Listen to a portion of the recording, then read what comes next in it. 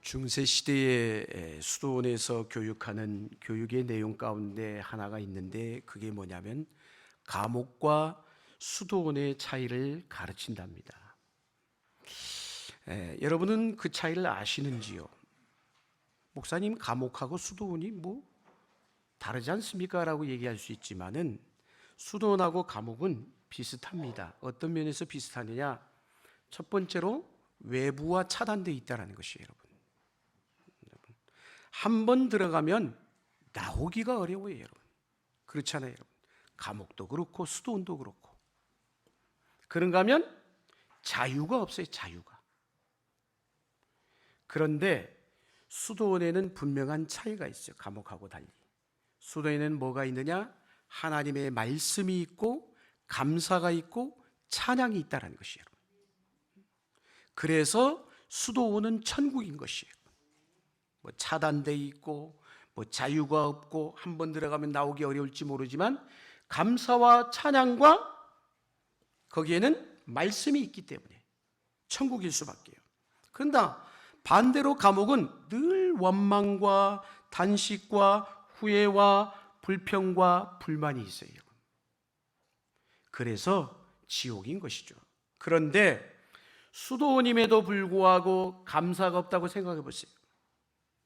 그러면 그것은 감옥일 수밖에 없는 거예요. 반대로 아무리 감옥에 있다 할지라도 그 삶 가운데 하나님 앞에 감사함이 있다라면 감옥이지만 천국의 삶을 살게 되는 것입니다.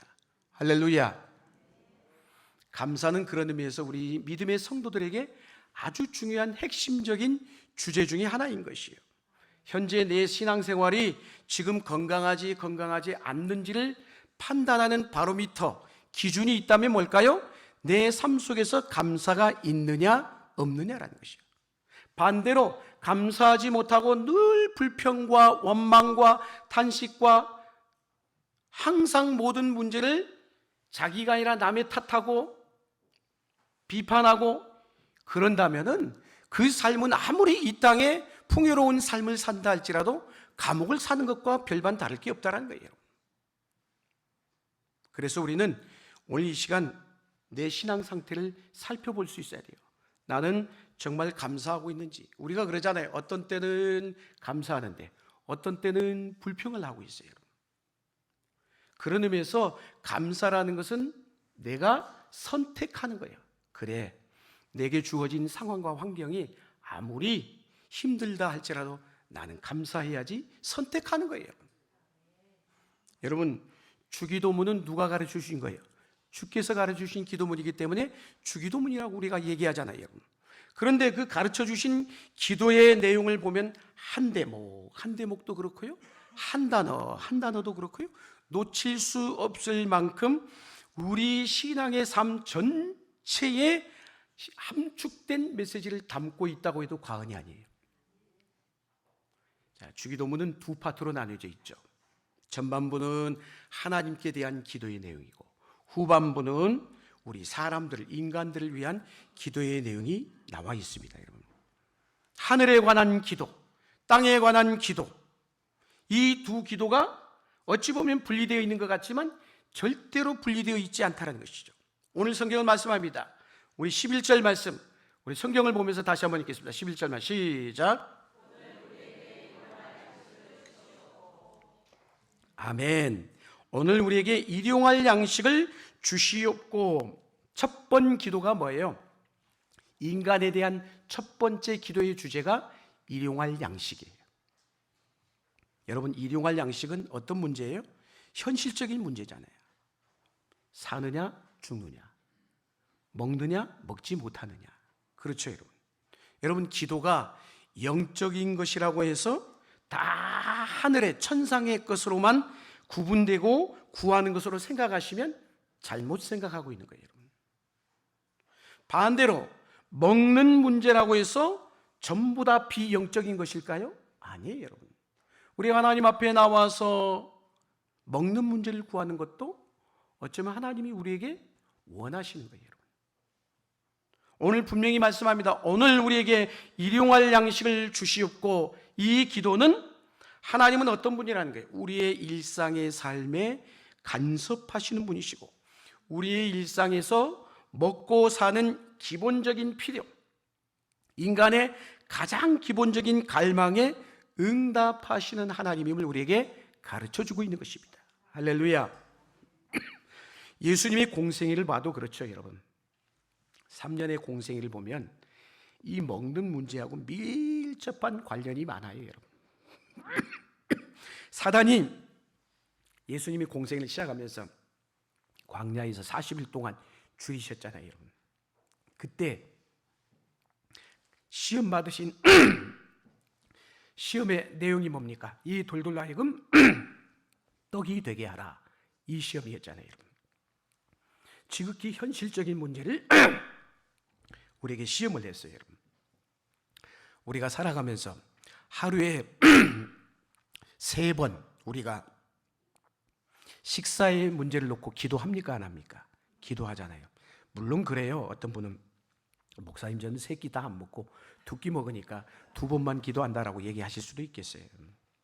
근데 그 식사의 자리에서 내가 드리는 식사의 기도에 따라서 그 사람의 신앙이 어떤 신앙인지, 어떤 믿음인지 거기에서 드러나게 돼 있어요.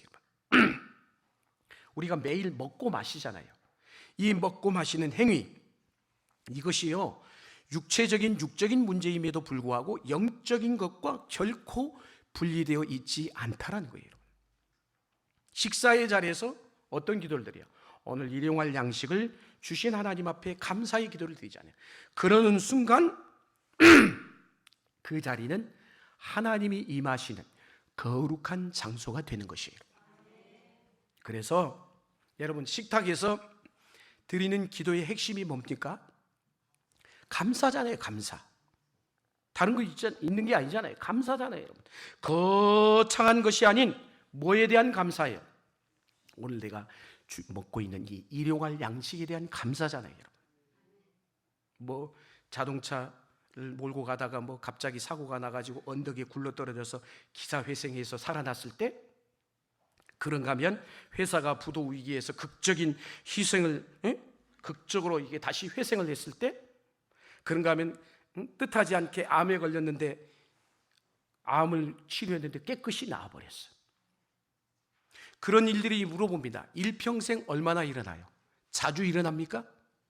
자주 일어나는 일이 아니잖아요, 그런 것들은. 무슨 얘기일까요? 일상에서 일어난 아주 작은 소소한 것에 감사하지 못한다면 큰 것에도 감사하기가 어렵다는 것이에요. 할렐루야. 오늘 내게 먹을 것을 주신 일용할 양식을 주어진 것에 대한 하나님의 은총, 그래서 오늘의 양식이 주어져서 내가 오늘을 그래서 살았다라면 그 하루가 이어져서 한 주간이 되고, 한 주간이 또 이어져서 한 달이 되고, 한 달이 이어져서 1년이 되고, 그것이 평생이 되는 거예요, 여러분. 감사가 이어지면 평생이 되는 것이에요, 여러분. 할렐루야. 사랑하는 여러분, 일평생 지금까지 살아온 내 삶에 하나님이 함께 하셨다는 증거가 뭐냐? 감사인 거예요, 여러분. 일용할 양식이 여러분 오늘 나에게 주어지기 위해서 얼마나 많은 것들이 동원되었겠습니까? 그렇지 않아요, 여러분? 쌀이 생산되는 과정을 한번 생각해 보십시오. 일정한 땅이 있어야 농사를 지을 것 아니겠어요, 여러분? 그런가 하면 그 땅만 있으면 뭐예요? 심고 기르고 거기다가 또 김도 매고 거름도 주고 농부의 땀과 농부의 희생이 있는 것이, 수고가 있는 것이야. 어디 그뿐이겠습니까? 적절히 비치는 태양도 있어야 되고 때로 내리는 단비도 필요한 것이고요. 그러지 않겠습니까? 그런 의미에서 일용할 양식은 결코 작은 게 아닌 것이에요. 하나님이 내려주신 은총인 줄로 믿습니다. 여러분, 이스라엘 백성들이 광야의 40년간을 지나면서 얼마나 특이한 경험들을 했습니까, 여러분? 하나님이 하늘에서 만나를 내려주시고 고기 먹고 싶다 하니까 메추라기도 허락하여 주신 그 하나님이잖아요, 여러분. 그것을 통해서 이스라엘 백성들에게 하나님이 주시고자 하는 말씀, 메시지가 뭘까요? 너희들의 생명이 나에게 달려있다라는 거예요. 나에게 달려있다라고 말씀하시는 것이에요. 하늘에서 내려주는 만나를 통해서 뭐라는 거예요? 철저히 나를 의존하라는 거예요. 나를 의지하라는 것이에요. 하나님 앞에 의존하는 존재로 살아가도록 훈련하신 게 광야의 40년의 시간인 것이에요. 오늘도 우리가 늘 하는 얘기지만 우리 인생을 광야와 같은 인생길이라고 하잖아요. 이 인생길에서 하나님의 도움을 필요로 할 때마다 주님 앞에 의지하고 믿고 구하는 인생, 그 훈련을 우리로 하여금 날마다 시키시고 계시다는 거예요. 그런데 우리는 일상에서 주어지는 일용할 양식 하나조차도 여러분 감사하지 못한다면 훈련이 되겠느냐고요. 사랑하는 여러분, 오늘 내게 주어진 일상에서 먹는 이 밥 한 그릇, 한 끼 식사, 나의 노력과 내 수고와 땀만으로 이루어진 것이 아니라 뭐라는 거예요? 하나님이 주셔서 먹을 수 있는 것이라는 거예요. 일용할 양식에 대한 그래서 이 감사의 말은 굉장한 의미가 있는 거예요. 무슨 얘기일까요? 하나님과 나와의 바른 믿음의 관계가 설정되어 있는 자만이 드릴 수 있는 감사의 기도이기 때문에 여러분, 공기를 흡입하고 물을 마시는 것, 식욕이 느껴지는 것, 이거 굉장한 은혜잖아요. 여러분, 당연한 것이 아니에요. 병원에 가보세요. 환자분들 가운데 식욕이 자체가 없는 분들이 계시잖아요. 아파 보면은 속에서 안 받는데 뭐 먹을 수 있어요? 쌀 냄새만 맡아도 그냥 역겨워하는데요. 여러분, 그런데 내가 먹을 수 있고 씹을 수 있고 소화를 시킨다는 것, 얼마나 놀랍고 감사한 것이냐라는 것이에요. 그런 의미에서 오늘 내가 이 자리에 하루를 살아가고 있다는 게 철저히 주님의 은총인 줄로 믿습니다. 일용할 양식에 대한 감사는 모든 것이 누구로부터? 하나님께로부터 왔다라고 인정하는 태도인 것이에요. 그게 주님이 가르쳐 주신 기도의 응답인 것이에요. 우리가 어떻게 기도하는 응답을 하는 거예요? 감사로 응답하는 거예요. 응답에 대한 감사가 우리 안에 있다면 내 신앙이 지금 하나님과 바른 믿음의 관계에 있구나, 그걸 뜻하는 거예요. 여러분, 그런가 하면 일용할 양식에 대한 기도는 겸손한 기도인 것입니다. 여러분, 오늘날은 거대한 자본주의적인 세상 가운데 우리가 살아가고 있잖아요.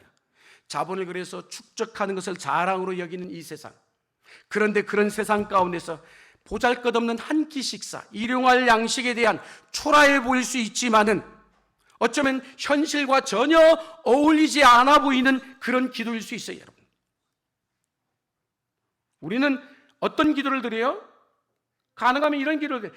자자손손 한평생 먹고도 남을 양식을 저에게 주옵소서. 오히려 이런 기도를 드릴 거예요. 그런데 오늘 나에게 필요한 하루에 일용할 양식을 주옵소서, 이 기도 잘 하십니까? 이 기도는 어쩌면 우리의 본성과는 전혀 어울리지 않는 기도일지도 몰라요. 사랑하는 여러분, 일용할 양식에 대한 감사는 뭐예요? 그런 의미에서 내가 더 이상 욕심을 부리지 않겠다는 감사의 기도인 것이에요. 할렐루야. 우리 사랑하는 여러분, 우리에게 아무리 많은 것이 주어져도 하루에 한 끼 한 사람을 먹는 식사량은 정해져 있어요. 뭐 요새 얼마나 풍성한 식탁의 시대를 살아갑니까? 뷔페에 가서 뭐 이것저것 다 3번, 4번씩 갔다가 먹어도 그거 딱 한 끼요, 한 끼. 그렇잖아요, 여러분. 감사라는 것은 오늘 내게 먹을 것을 주심에 대한 반응인 것이에요. 그래서 오늘 주기도문에 일용할 양식으로 뭐라는 거예요? 충분하다는 고백인 것이죠. 이 시대에 감사가 희귀해진 이유가 뭐라고 생각하세요? 욕심이 문제예요. 탐욕이 원인이라는 것이에요. 무슨 얘기일까요? 필요가 채워져도 불평하는 거예요. 주님은 우리의 필요를 충분히 채워주시는 분이십니다. 이스라엘 백성들에게 광야에서 만나를 주실 때도 그들로 하여금 충분히 배불리 먹도록 채워주셨어요. 여러분, 에덴 동산에서 인간이 경험했던 첫 번째 경험이 뭔지 아십니까?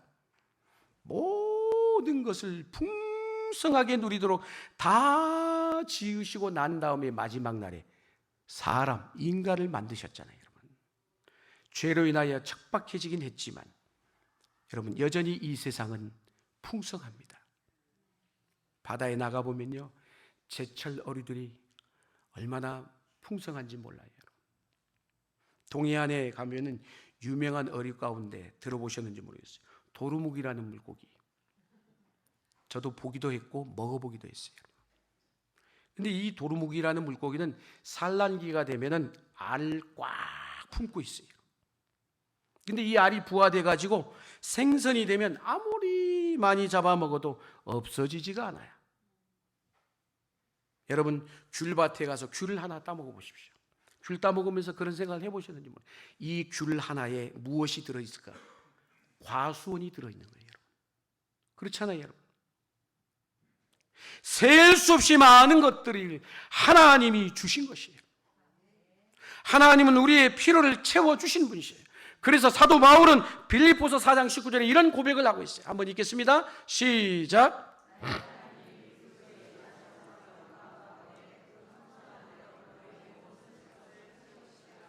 아멘.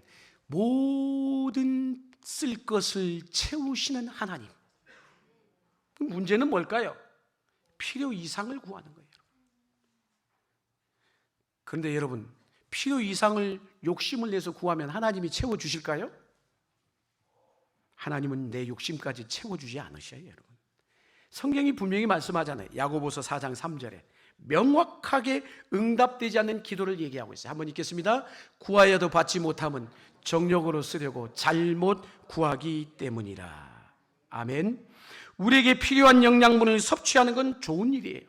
그렇지만 너무 잘 먹기 위해서 기본 이상을 추구하는 것은 경계해야 합니다. 뭐 나이가 들어가면 식탐이 많아진다잖아요.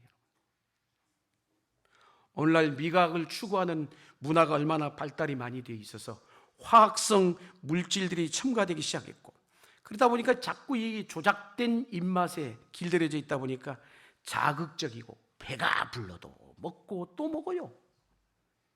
이게 지금의 시대예요, 여러분. 탐욕은 일용할 양식보다 더 많은 것을 구하게 되어 있습니다, 여러분. 식욕을 조절해야 하며 탐욕을 경계해야 되는 것이요. 너무 많이 먹거나 너무 많은 좋은 것을 추구하거나 너무 특이한 것을 먹으려고 하는 욕구도 경계해야 돼요. 오늘은 뭘 먹을까? 어떤 특별한 음식이 없을까? 하나님이 주신 것으로 만족하고 적절한 수준에서 절제하는 훈련 필요한 거예요. 안타깝게도 이스라엘 백성들은 바로 이 기본적인 훈련에서 광야에서 실패하고 말았어요. 그들이 쏟아내는 원망과 불평은 하나님을 향한 것이죠. 맨날 만나 먹고 맨날 메추라기 먹으니까 뭐 특별한 게 없잖아요, 여러분. 우리도 늘 새끼 먹는 게 늘 그거잖아요. 그럴 수 있거든요, 이스라엘 백성들처럼. 여러분, 원망이라는 게 뭘까요? 하나님이 주시는 것으로 만족하지 못하는 상태. 결국 그들이 금송아지를 만드는 우상을 섬기는 상태까지 가게 되잖아요. 지금 주어진 상황을 하나님께서 오늘 이 상황이 세상의 기준으로 볼 때 많든지 적든지 간에 하나님이 오늘 나에게 주신 최상의 것이구나, 그걸 수용하고 믿음으로 받아들이는 훈련이 필요한 것이에요. 그래서 히브리서 13장 5절에 이런 말씀하고 있죠. 한번 읽겠습니다. 시작.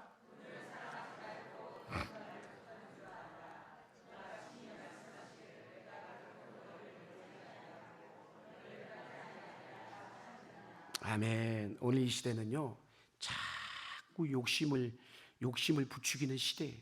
그렇죠, 여러분. 문화 자체가 그래요.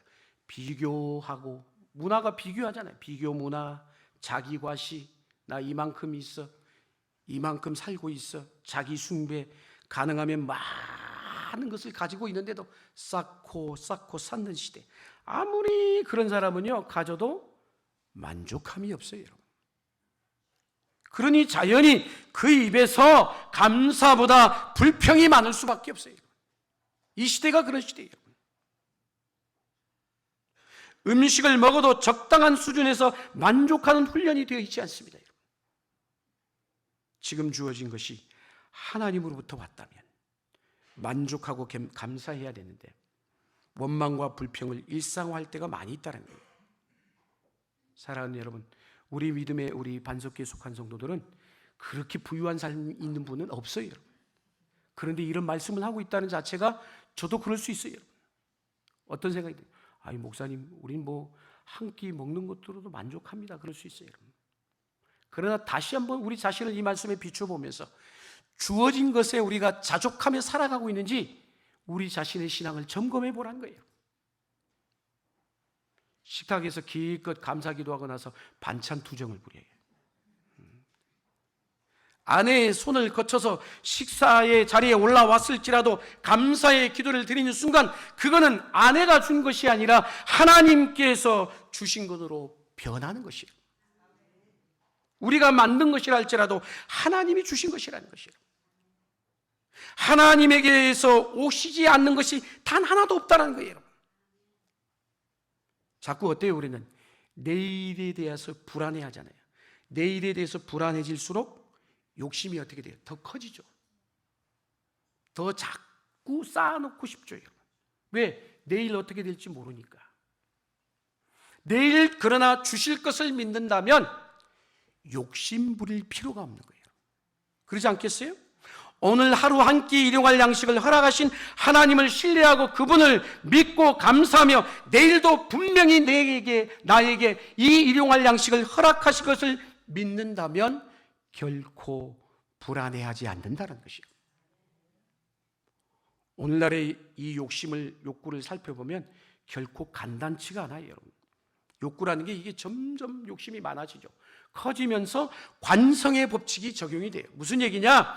처음은 내가 욕심내는 것으로 시작을 했어요. 작게. 그런데 이게 시간이 흐르면서 그 욕심이 나를 딱 사로잡아 버려요. 지배해 버린다는 거예요. 그리고 마침내는 그 욕심이 주인이 되고 주체가 바뀌어 버리는 거예요. 내가 주인이 되는데 욕심이 주인이 돼 버리는 거예요. 음식에 가끔 까다로우신 분들이 계시잖아요. 까다로울수록 신경질적이고 주신 것에 대해서 불만족합니다. 여러분, 이 욕심에 끌려가다 보면 불만은 당연히 눈덩이처럼 부풀어 오를 수밖에 없어요. 여러분, 우리는 때로 육체적인 만족을 거부하고 영적인 추구를 해야 될 때도 있습니다. 자꾸 육체의 만족만을 쫓아 그쪽으로 너무 기울어져 있다고 생각하면 가끔은 그럴 필요가 있어요. 일시적으로 음식을 먹는 것을 금식할 필요가 있는 거예요. 그러므로 내 영혼이 하나님 앞에 더 집중하도록 훈련하기 위해서 그런 것이죠. 일용할 양식으로 만족할 때 우리는 비로소 자족의 삶이 가능해지는 것이에요. 그래서 사도 바울은 이런 고백을 했어요. 빌보서 4장 12절에서 13절을 말씀이죠. 유명한 성구입니다. 같이 한번 읽습니다. 시작. 빌보서 4장 12절 13절 시작.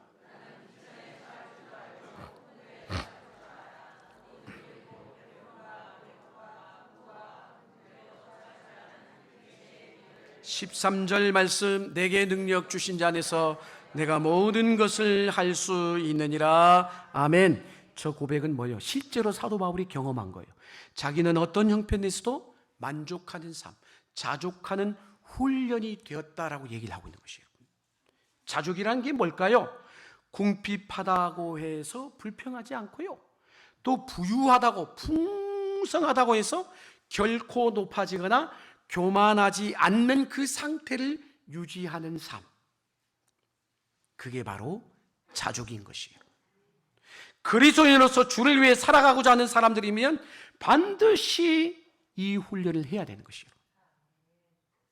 주어진 상황이 어떠하든지 어느 한쪽으로 기울어지지 않고 중심을 잡을 수 있다면 그 사람은 자족한 사람인 것이에요. 누가 자족할 수 있을까요? 매일의 삶 속에서 하나님으로부터 내가 공급받고 살아가고 있구나, 그 훈련, 그러면서 이것은 내 노력과 내 재주가 아니라 하나님이 공급해 주셨어, 날마다 고백하며 체험하며 그걸 훈련받고 살아가는 사람, 그게 자족한 삶인 것이에요. 사랑하는 여러분, 감사는 그런 의미에서 이 욕심을 극복하는 비결인 것이에요. 감사를 여러분 일부러라도 의지적으로 계속 실천해 보십시오. 그래서 오늘 여러분 들어오실 때 감사의 노트를 일부러 드렸어요. 여러분 언제 해보겠어요? 2주간만 아니라 2주간 동안 해보시라는 거예요. 여러분 감사하는 삶을 살면, 야, 내가 정말 몰랐네, 미처 깨닫지 못했네, 내가 얼마나 풍요롭고 내가 넉넉해지는 것을, 더 넉넉해지는 것을 경험하게 돼 있어요. 여러분 수입이 늘고 연봉이 늘어서 부자가 되는 것이 아니라 오늘 주어진 일용할 양식에 감사할 수 있다면 내일의 일용할 양식을 주는 것도 믿을 수가 있는 것이에요. 그런 의미에서 감사는 믿음의 행위인 것입니다. 하나님이 이스라엘 백성들에게 만나와 메추라기를 매일 먹을 만큼만 주셨잖아요. 내일을 위해서 쌓아두지 말라고 했어요. 그런데도 그 말씀에 불순종해가지고 나가가지고 걷어왔잖아요. 그랬는데 아침에 태양이 떠오르니까, 햇빛이 비치니까 다 곰팡이가 피고 썩어버렸어요. 왜 그런 걸까요? 하나님에 대한 불신 때문에 그런 거예요. 왜 믿지 못하느냐라는 거예요. 아무것도 없는 상황에서 답은 딱 하나예요. 하나님 바라보라는 것이에요. 아무것도 없는 곳에서도 하나님이 먹이신다는 것을 확실하게 경험할 수 있는 곳이 어딜까요? 광야예요, 광야. 이건 경제적인 문제가 아니에요, 여러분. 만나와 메추라기 사건을 통해서 하나님이 이스라엘 백성들에게 의도하신 게 뭘까요? 하나님의 백성의 정체성을 확인하라는 거예요. 네가 누구냐? 나는 너의 하나님이야. 너는 나의 백성이야. 그 말은 뭘까요? 내가 너의 하나님이고 네가 내 백성이라는 건 뭘 뜻하는 걸까요? 그렇기 때문에 이제는 내 인생을 내가 책임져 주겠다는 거예요. 그걸 믿으라는 거예요. 우리의 먹고 사는 문제, 경제적인 문제로 끝나는 것이 아니라 정체성의 싸움이라는 것이에요. 내가 누구냐라는 것이에요. 하나님의 백성은 누가 책임지신다고요? 하나님이 책임져 주신다는 것이에요. 광야라는 곳이 어떤 곳이에요? 모든 것이 단절된 곳이에요. 공급로가 다 차단된, 우리가 인생이 그런 인생이잖아요. 그런 삶을 산다 할지라도 적어도 하나님하고 믿음으로 연결되어 있으면 누가 하나님이 나를, 우리를 책임져 주신 줄로 믿습니다. 우리의 자신감, 우리의 담대함, 우리의 용기의 근거가 철저히 누가 돼야 되는 거예요? 하나님이 돼야 되는 것이에요. 그런데 세상의 사람들은 안 그러잖아요. 불신하는, 하나님을 모르는 사람들은 안 그렇잖아요. 세상의 원리는 뭐예요? 자금줄근에 연결되어 있고 인맥이 강하고, 그렇게 아무리 그런 것이 탁월하고 뛰어나고 다 갖춰져 있다 할지라도 하나님하고 믿음의 연결고리가 끊어져 있으면 죄송하지만 그 인생은 죽은 목숨인 것이에요. 이걸 잊지 말라는 거예요. 마태복음 6장 34절에 말씀하잖아요. 산상순을 통해서 주께서 뭐라고 얘기합니까? 한번 읽겠습니다. 시작.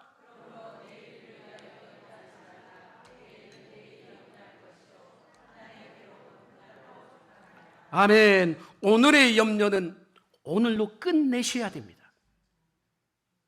그렇게 결단하셔야 돼요. 왜 내일까지 자꾸 끌어당기고 연장하십니까, 여러분? 오늘에서 내일로 넘어가는 일은 내 힘, 내 재주가 아닌 것이에요. 여러분, 되는 게 아니에요. 누구의 손에? 하나님의 손에 달려있는 줄로 믿습니다.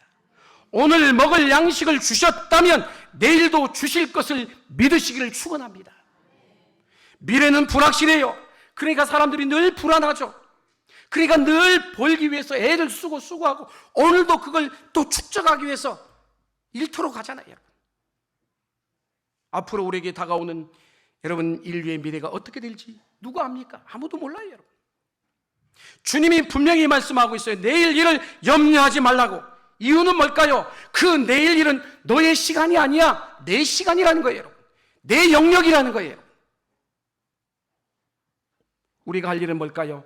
지금도 살아계시고 여기까지 살게 하시고 앞으로도 살게 하실 그 하나님에 대한 절대적인 신뢰인 것이에요. 할렐루야! 먹을 것에 대한 관심보다 무엇에 하나님의 시선을 집중하시길 바랍니다. 현재까지 돌보신 하나님이잖아요. 그 하나님을 내가 믿는다면 우리의 감사는 오늘만이 아니라 내일까지도 포함이 되어야 되는 것이에요. 오늘의 양식에 여러분 충분히 감사하고 계신지요?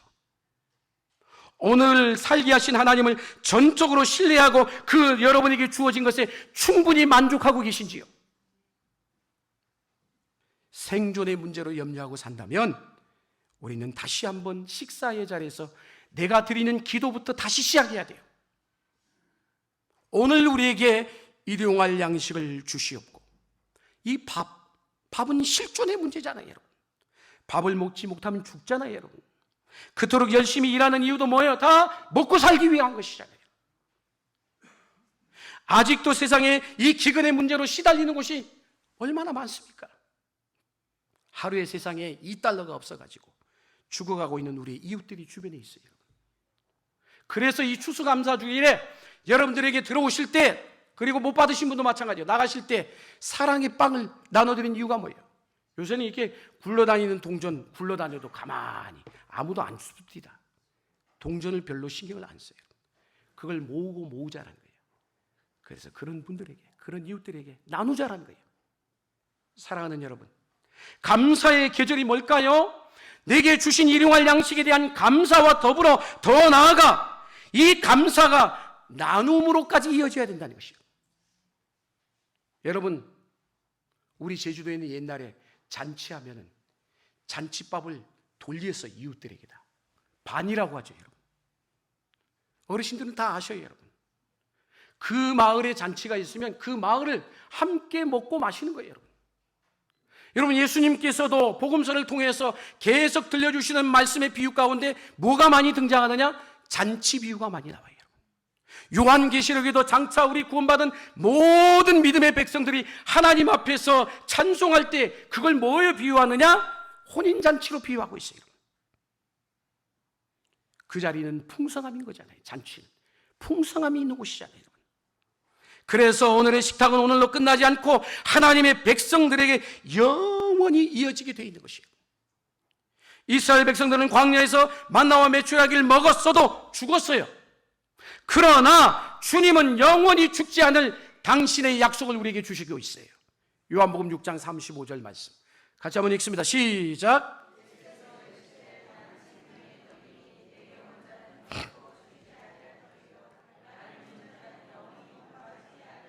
아멘. 그러기에 우리는 주님께 집중해야 되는 것이에요. 몸의 배부름만이 아니라 영혼의 배부름을 갈망해야 되는 것이에요. 우리 몸이 귀중하고 하나님은 우리의 몸을 돌보시는 분이십니다. 그러나 우리 몸보다 영혼이 더 귀중함을 아셔야 돼요. 일용할 양식을 주신 하나님께서 우리의 영혼에 일용할 양식을 주시지 않을 리가 없잖아요, 여러분. 그래서 마태복음 4장 4절에 뭐라고 얘기합니까? 예수께서 대답하여 이르시되 기록되었을 때 사람이 떡으로만 살 것이 아니요 하나님의 입으로부터 나오는 모든 말씀으로 살 것이니라 하였느니라 하시니. 아멘. 사랑하는 여러분, 영이 배부르면요 육적인 부족을 극복하는 힘이 주어지게 돼 있어요. 영이 배부른다는 게 말씀으로 충만히 채워져야 되는 것이에요. 그리스도의 말씀이 너희 속에 풍성히 거하여, 골로새 3장 16절 한번 읽겠습니다. 시작. 그리스도의 말씀이 너희 속에 풍성히 거하여 모든 지혜로 피차 가르치며 권면하고 시와 찬송과 신령한 노래를 부르며 감사하는 마음으로 하나님을 찬양하고. 아멘. 오늘 우리에게 일용할 양식을 주시옵고. 이 주기도문은 우리 개인만의 기도가 아니라 공동체의 기도입니다. 무슨 얘기일까요? 나에게 필요한 양식이 아니라 우리에게 필요한 양식이라고 분명히 이렇게 표현하고 있어요. 여러분, 우리는 혼자 힘으로 살아갈 수 없는 존재죠. 더불어 함께 서로 연결되어서 살아가는 존재인 것이에요. 일용할 양식 이상으로 주어진 것은 뭘까요? 그런 분들 계시잖아요. 나누라는 것이에요. 오늘 일용할 양식을 구했다면 주어진 것에 감사하고 그 다음에 할 일이 뭐라는 거예요? 나누라는 것이에요. 감사는 감사로 끝나지 않습니다. 감사는 섬김으로 연결되어야 진정한 감사가 되는 것이에요. 모두가 배부를 때, 나만 배부른 것이 아니라 모두가 배부를 때 그곳에 평화, 샬롬이 일어나게 되어 있는 것이에요. 감사의 결론은 나눔으로 연결되어야 하는 것이에요. 오늘 이 감사의 계절에 우리 주변을 돌아보며 적절하게 나누고 베푸는 일에 우리가 관심을 가져야 돼요. 교회도 그 일을 해야 되는 것이에요. 나눔은 소극적인 행위가 아니라 나만의 감사로 끝나는 것이 아니라 사랑을 통하여 이 땅의 정의가 실현되는 것이에요. 감사절은 이웃을 돌아보는 시간인 것입니다. 밥을 먹을 때 배를 채우기 위한 목적이 아니라 그 일용할 양식을 허락하신 하나님을 향해 충분하게 한번 감사의 기도를 드려보시기 바랍니다. 우리는 매 순간 하나님의 도움이 필요한 존재입니다. 그리고 우리 힘으로 먹고 살아가는 게 아니에요. 식탁에서 드리는 기도는 우리 삶에 많은 무너진 것을 다시 한번 여러분 번듯하게 회복시켜주는 힘이 있어요. 우리가 진정으로 감사할 때 샬롬이 일어나고 그곳에 하나님의 나라가 시작이 됩니다. 시편 23편 다윗이 뭐라고 얘기했어요? 내 잔이 넘치나이다. 내 잔이 넘치나이다 했어요. 흘러 넘치는 거잖아요. 이 흘러 넘침에 무엇을 의미하는 걸까요? 나뿐만 아니라 내 주변까지 채워주시는 은혜인 것이에요. 매일 3번 감사 기도를 하나님 앞에 의미 있게 드릴 때 우리의 믿음이 다시 한번 회복되는 은혜가 있게 될 줄로 믿습니다.